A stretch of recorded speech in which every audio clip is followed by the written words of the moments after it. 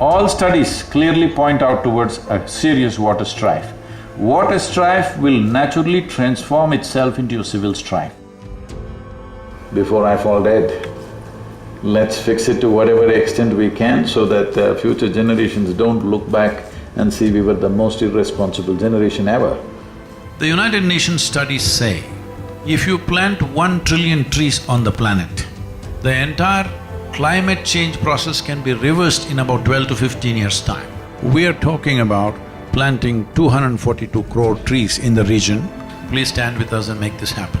Anybody here has any proof that you are not already in heaven and making a mess out of it? If you have decided you want to live in a loving world, a joyful world, that must be throbbing within you every moment. Let's make it happen, huh?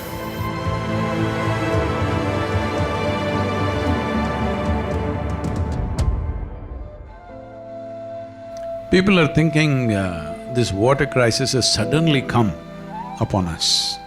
Crisis did not happen suddenly, it's been evolving in the last 30 years quite seriously, and the rural populations have been massively suffering this.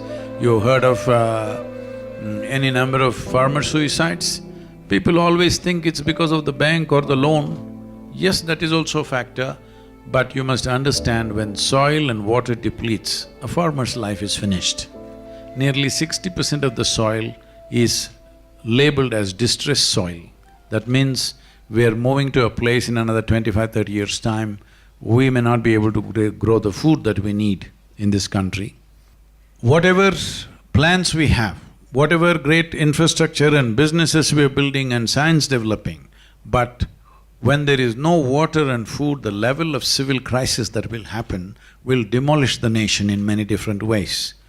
It is not far away before those villages and rural areas where water is completely run out, those people are going to migrate in large numbers into urban centers. For them, there is no infrastructure, they will sit on the streets. How long will they sit on the streets when there is no food and water? They will break into homes. In next 8 to 10 years, you will see these situations unless we do something drastic right now. This is the time to really take action, and the action is very clear. It is established, well-established scientific data to show that every tree that you plant, in about 12 years' time when the tree is big enough, it will sequester approximately 38,000 liters of water. We are talking about planting 242 crore trees in the region. This is not going to be planted by us, farmers are going to take this up as economic activity, and the saplings are going to come from contributions that come from people. This is where we need your support. And apart from that, the government has to incentivize a farmer from moving from regular 3-month, 4-month cropping to a tree-based cropping, unless we make farming process a very lucrative process. In many ways, we are threatening the future of this nation, and that's why this Rally for Rivers and now the Kaveri Calling. The United Nations studies say, if you plant 1 trillion trees on the planet, the entire climate change process can be reversed in about 12 to 15 years' time. Kaveri Calling commitment for me and everybody else here is not for today, we are committing ourselves for 12 years. Please stand with us and make this happen.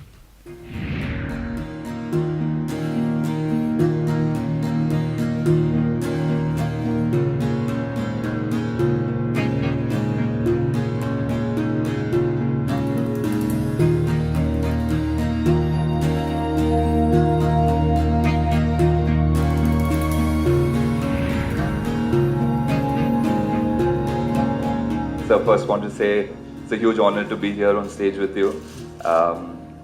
We all know what a big youth inspiration you are, and the things you're doing for the environment is just inspiring all of us. So happy that you started this campaign to help River Kaveri, and just want to ask you, how big a responsibility is it to revive a river, and how do you plan on doing it single-handedly? Without a large-scale people's involvement, this is not going to happen. Never before another generation has consumed as much as we have. So, I'm just thinking, before I fall dead, let's fix it to whatever extent we can so that future generations don't look back and see we were the most irresponsible generation ever. So many of us are unaware of situations, and can you throw some light on how this has happened and what we can do? The most basic ignorance about rivers is, people think a river is a source of water, or a well is a source of water, or a pond or a lake is a source of water. In a tropical country, it is not a source of water, it is only a destination for water. There is only one source of water for us, which is the monsoon rain. Somewhere between 45 to 60 days maximum in a year, rain pours down on us. A huge volume of water comes down. If we hold it, then it flows 365 days. If we do not hold it, it will run away within the next 50 or 100 days. So what allows us to hold the water? The only and only thing is vegetation. This has been my main mission across the world, including United Nations, our government, central government, all the states. We convince them, you cannot hold water in a dam, check dam, barrage, all these things. These are all okay for usage, but you cannot really enhance water like this. The only way you can hold it is by vegetation. We are 1.3 billion people, it's estimated by 2030 we will be 1.5 billion people. So there is too much pressure on the land, there is no way to increase the forest cover. The only other way is to go for agroforestry, that we use forests as a livelihood for ourselves. So right now, to assist the farmer to shift to agroforestry, there are a few things to happen. One thing is the saplings, large-scale development of saplings. Now to act, we are looking at taking in all the aspects. It costs about 42 rupees per sapling. In the first phase of 4 years, we need to plant 72 crore trees. If you can campaign a little bit. I'll do that. Whatever, I'm saying, whichever way you think is appropriate. Like this, everybody must do what they can. It is not a question of resource, it's a question of how concerned we are. This is not just Kaveri's problem. Only thing is, if we successfully demonstrate that you can turn the river around. Kaveri is a substantially large demonstration. If we do this one thing, then you can do this for every river in the country. If we fail to rejuvenate this soil and this water, the civil strife that is waiting on our hands is big. All studies clearly point out towards a serious water strife. Water strife will naturally transform itself into a civil strife. So when we talk about this 242 crore trees, what it means is, it can sequester anywhere between 9 to 12 trillion liters of water. If in 12 years you plant this number and wait for another 6-7 years' time, you will have Kaveri flowing full on. But we must understand, we must have that much commitment. If not for my country, at least for your children. Please, do something.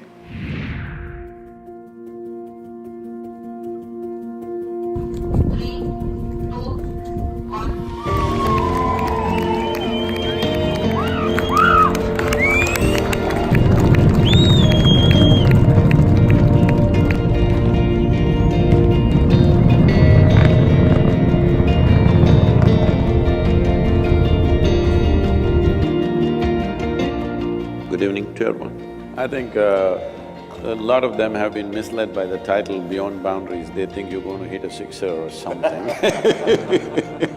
Well, aren't we?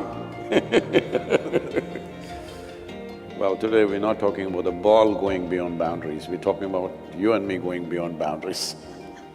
If your body is dominant, you think, feel and act in a certain way because you think through your body, or your intelligence works for the boundaries of your body. So naturally, survival instinct will be the strongest dimension of who you are. When survival instinct is strongest, you always want to build a wall around yourself. When survival instinct is strong, you want to build a wall of self-preservation. The walls of self-preservation are also walls of self-imprisonment. What looks like protection today is imprisonment tomorrow. Now, the whole science of yoga is about breaching the boundaries of your psychological and physiological structure so that you imbibe more and more life.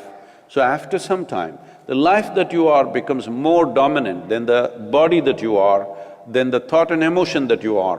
When your life becomes very significantly more than the psychological and physiological processes, if you sit here, you are a significant life, not necessarily because of what you do and do not do. You're just a significant life, simply by existence you're significant. Once it happens like this, effortlessly you can function.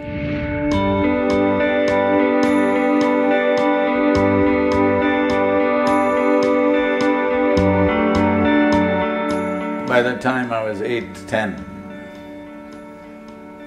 there was a cloud of 1 billion questions around me all the time. And I didn't find a single person who could answer a question straight. My thing is, I want to know what is true. I don't want to know what a certain authority said, because in my mind there's never been an authority of any sort for anything. And out of frustration that not a single question is being answered, I wrote very hard poetry to insult people. Unfortunately, all this 800 and odd poems got burnt, and it was in Bangalore that they burnt all my poems. Kaveri protests were happening and they burnt my car. Along with that, my 800 and odd poems and my observations about India's agriculture, which ran into, I don't know, several hundred pages, both these things and my lifelong collection of music, all these three things got burnt up in that car. So, yesterday we launched Kaveri Calling. It's really crazy that now I'm back here and we're talking about this. Much later on, when I figured out certain things within myself, then poetry became an expression of what is happening within me or what I see. So mystic poetry is only trying to confuse you. I know scholars are trying to draw conclusions, but it is only trying to confuse you so that all your faculties are up. That's all you can do in this life, that everything that you have must be up and alert. Then something may happen. If your antenna is up, something may touch you.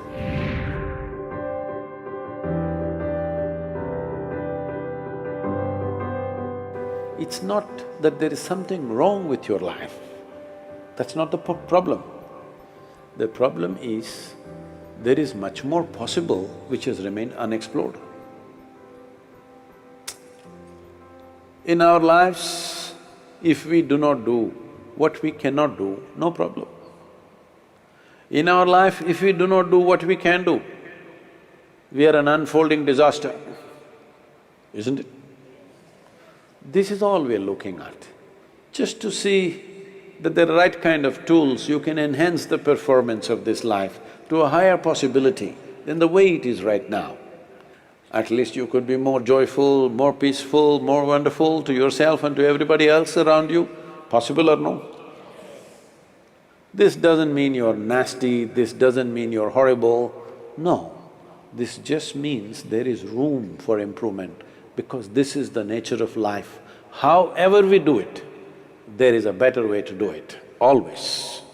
This is the most wonderful aspect of life, that we can always do it better. As we have created objective tools to enhance our activity in the world, we have to also create subjective tools to enhance our experience in this world. That's what we are looking at. That is what Shambhavi means. Shambhavi is a subjective tool with which you can enhance your life's experience. Shambhavi Mahamudra means just this: If you sit here, in your experience, your body is here, your mind is out there, what is you is elsewhere.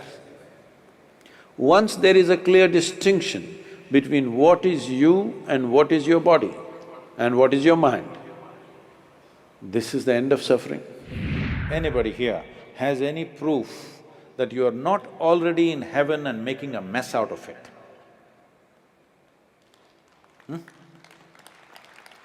Do you have proof? You're already in heaven. See, if you don't understand what I'm saying, take off from this planet and float around somewhere above solar system and look down. Of all the damn things that you can see, planet Earth is definitely heaven. If you and the person next to you start fighting right now, this will become your hell. If you look at each other with some sense of appreciation and love for each other, this will become your heaven. If you have decided you want to live in a loving world, a joyful world, that must be throbbing within you every moment. Some people will get converted, some people won't. So what? At least you are. As long as you are, your life is wonderful. Let's make it happen, huh?